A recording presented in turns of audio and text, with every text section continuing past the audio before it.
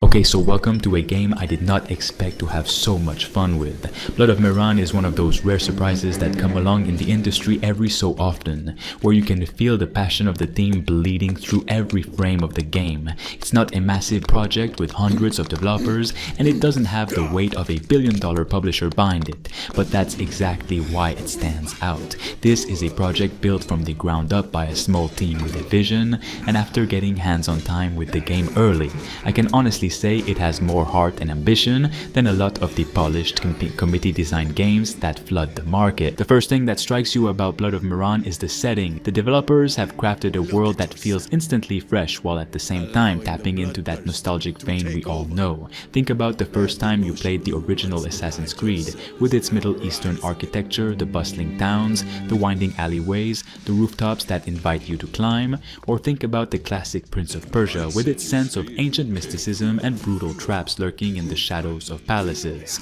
Blood of Miran channels both of those inspirations, but instead of copying, it reshapes them into something distinctly its own. The landscapes, the characters, and even the combat reflect a culture and a mythology that feels rarely touched by games, and that alone makes it exciting. Gameplay-wise, Blood of Miran is ambitious for its scale. You're dropped into a semi-open world where exploration and verticality are key. Much like Assassin's Creed, you'll find yourself scaling towers, navigating across rooftops, and using agility to your advantage. But there's also that Prince of Persia flair, where platforming challenges, environmental puzzles, and traps force you to pay attention to your timing and precision.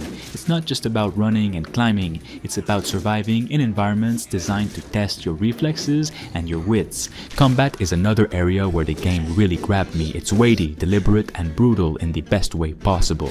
You're not mowing down endless enemies with flashy combos. Instead, you're engaging in tense duels that reward timing and patience. Every swing of your blade feels dangerous, and every mistake can cost you dearly. It's a combat system that clearly takes cues from both the grounded swordplay of Assassin's Creed's early entries and the elegance of Prince of Persia's dueling sequences, but modernized in a way that feels tactile and impactful.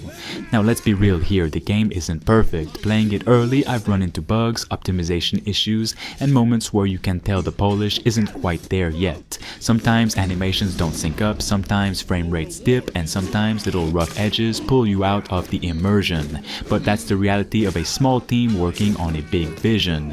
And honestly, the fact that the core gameplay loop, exploration, combat, and progression already feels fun and addictive despite those problems tells me just how strong the foundation is. Bugs can be patched, optimization can be improved, but the soul of a game is either there or it isn't, and in Blood of Miran, it's there in spades. One of the things that really impressed me is how alive the world feels despite being handcrafted by such a small group. The streets are filled with people going about their lives. The architecture tells stories of a fallen empire, and the deserts, mountains, and cities you traverse feel distinct and memorable. There is a sense of place here that you rarely get outside of massive AAA projects, and it goes a long way in immersing you in the narrative. Speaking of the narrative, well, I won't spoil much. The game is steeped in themes of betrayal, power, and destiny. It draws on cultural and mythological elements that we don't often see represented in gaming, and that makes it feel refreshing. You're not just playing another medieval knight or Viking warrior, you're stepping into a different kind of history, a different kind of legend. That perspective shift is important, and it's part of what makes Blood of Miran stand out in a crowded field. What also excites me is the potential for growth. The devs have already shown that they're committed to expanding and improving the game, and the fact that they've been so open about their process shows that they care deeply about getting this right. If this is where the game is at now, even with its issues, I can only imagine how strong it'll be after a few more updates, patches, and content expansions. And honestly, I think players are hungry for something like this. We've seen countless open-world action games over the last decade, but very few dare to revisit the kind of setting and gameplay blend that Blood of Miran is going for. The industry is dominated by safe bets, by sequels, by games built to appeal to the widest possible audience. Blood of Miran isn't safe, it's risky, it's personal, and it's ambitious. That's what makes it worth keeping on your radar. At the end of the day, Blood of Miran might not be the most polished game when it launches, and it might not compete graphically with the biggest blockbusters, but what it has is identity, it has vision. If you're a fan of Assassin's Creed's golden era or Prince of Persia's puzzle platforming brilliance, you owe it to yourself to keep a close eye on this one. And here's the thing, there's actually a lot you'll be able to do in Blood of Meran beyond just combat and climbing. The game features stealth systems where slipping into the shadows or silently taking down an enemy is often more effective than charging head on. There are treasures to uncover, secrets hidden in temples and ruins, side stories that deepen the world, and optional paths that reward exploration. It's not a checklist-style open world where you're bombarded with icons, it's more organic, letting curiosity be your guide. Character progression also feels rewarding. You're not just unlocking meaningless stats, you're expanding your repertoire of moves, unlocking new abilities, and customizing your approach to encounters. Want to be more agile, focusing on acrobatics and counterattacks? You can. Want to be more methodical, using heavier weapons and deliberate strikes? That's possible too. It's not as deep as an RPG, but it gives enough flexibility to make your version of Meran feel like your own. And this is why people should pay attention to it, because games like Blood of Meran are rare. They're not built to tick market research boxes or squeeze in microtransactions. They're built because a small group of passionate developers wanted to tell a story, wanted to make a game they themselves would want to play.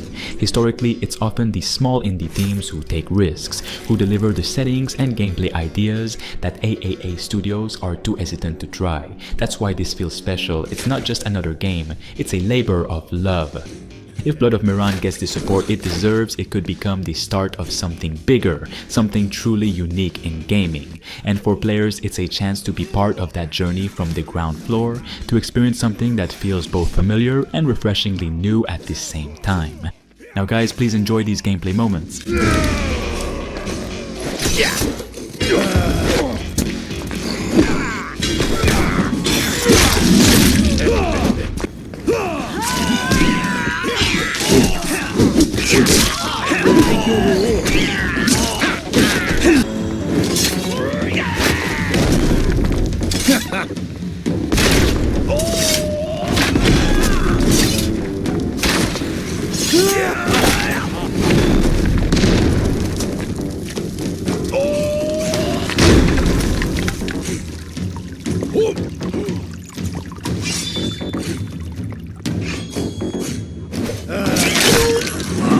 Using a crossbow is a good idea.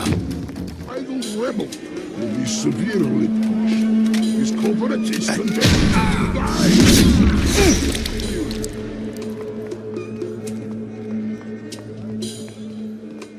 People of the city, listen carefully.